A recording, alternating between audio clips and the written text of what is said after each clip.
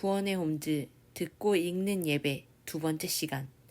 오늘의 말씀은 누가복음 1장 26절에서 38절, 46절에서 55절 말씀입니다. 오늘의 말씀을 함께 읽어보겠습니다. 여섯째 달에 천사 가브리엘이 하나님의 보내심을 받아 갈릴리 나사렛이란 동네에 가서 다윗의 자손 요셉이라 하는 사람과 약혼한 처녀에게 이르니 그 처녀의 이름은 마리아라. 그에게 들어가 이르되 은혜를 받은 자여 평안할지어다. 주께서 너와 함께 하시도다 하니 처녀가 그 말을 듣고 놀라 이런 인사가 어찌함인가 생각하매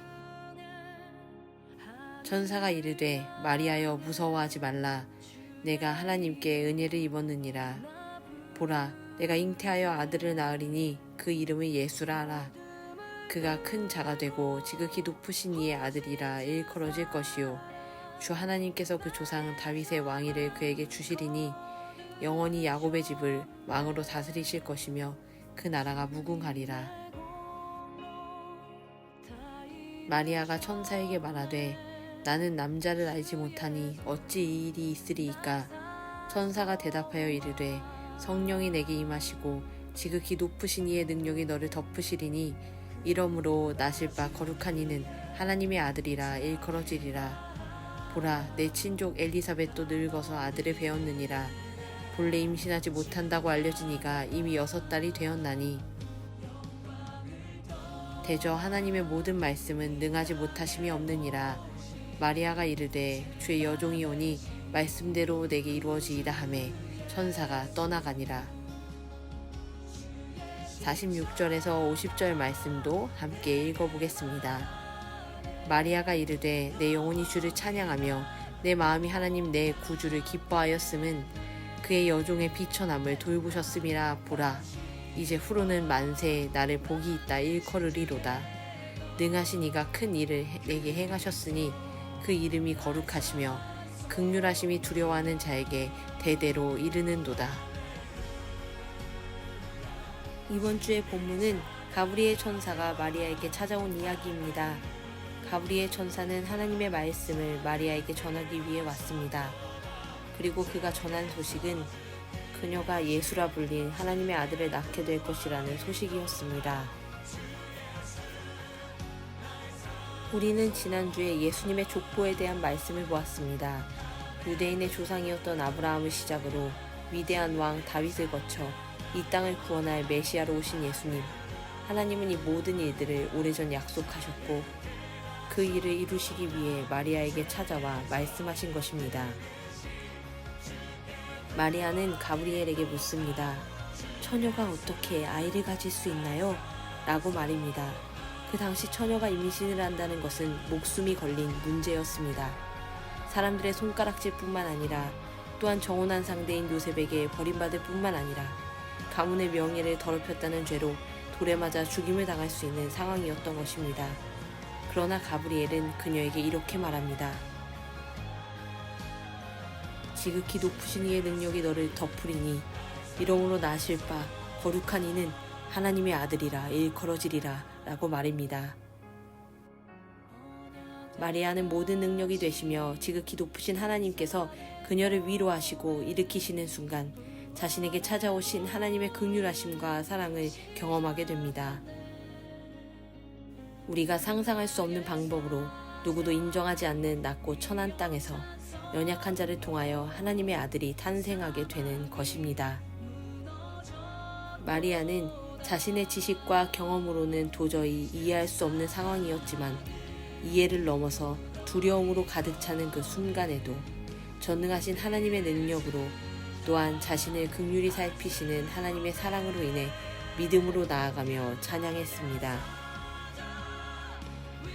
하나님은 어떠한 능력도 특별한 자격도 갖추고 있지 않은 가난한 동네의 한 여인에게 이 감당하기 벅차고 두려운 일을 맡기시면서 그녀를 홀로 두지 않으셨습니다.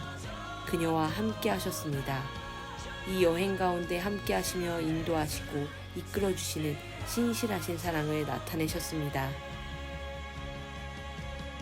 지극히 높으시니 전능하신 이가 자신을 긍휼하게 여기시며 찾아오심을 느낄 때 마리아는 그 하나님의 사랑을 찬양할 수 있었습니다. 하나님의 사랑으로 그녀를 돌보고 어루만짐으로 그 삶을 더욱 강건하고 가치롭게 세우신 것입니다. 마리아를 부르시는 사건을 통해 우리는 우리를 일으키시며 우리를 돌보시고 우리를 회복하고자 하신 하나님의 사랑이 강권적으로 삶에 임하는 순간을 경험합니다. 연약하고 비천한 나의 삶을 부르시고 함께 걸으시는 하나님의 긍휼하심이 우리가 하나님을 찬양할 수 있도록 이끌어주시는 찬양의 이유가 됩니다.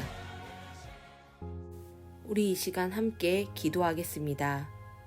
하나님, 오늘 우리에게 주신 말씀을 통해 다시 한번 우리는 하나님의 사랑을 깨닫게 됩니다.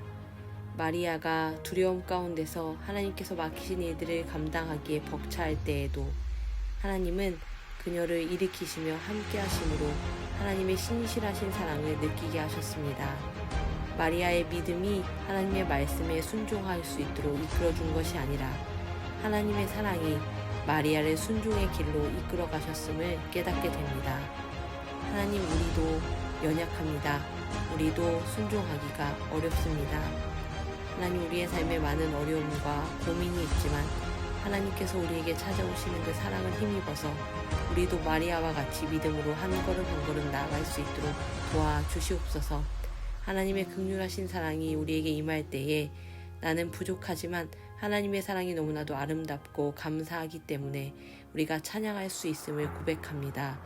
오늘도 우리가 하나님을 찬양하며 우리의 삶의 자리에서 하나님을 기억하며 나아갈 수 있도록 우리와 함께하여 주시고 우리 가정에 하나님을 찬양하는 은혜가 있게 하여 주시옵소서. 감사드리며 예수님의 이름으로 기도드립니다. 아멘.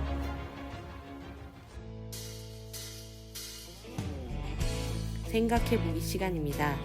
나는 나의 삶 속에 찾아오시는 하나님의 긍휼하심을 느끼나요? 나는 하나님의 그 사랑을 누리며 하나님께 어떠한 찬양을 올려드릴 수 있을까요? 가족과 함께 예배드리고 있다면 나에게 찾아오시는 하나님께 나는 어떠한 찬양을 올려드릴 수 있을지 생각해보고 함께 나눈 후에 찬양을 불러보는 것도 좋겠습니다. 또한 홀로 예배를 드리고 있다면 질문을 곰곰이 생각해보고 나는 하나님께 어떤 찬양을 드릴 수 있을지, 그리고 찬양이 떠오른다면 홀로 조용히 그 찬양을 고백하며 오늘의 예배를 마치겠습니다.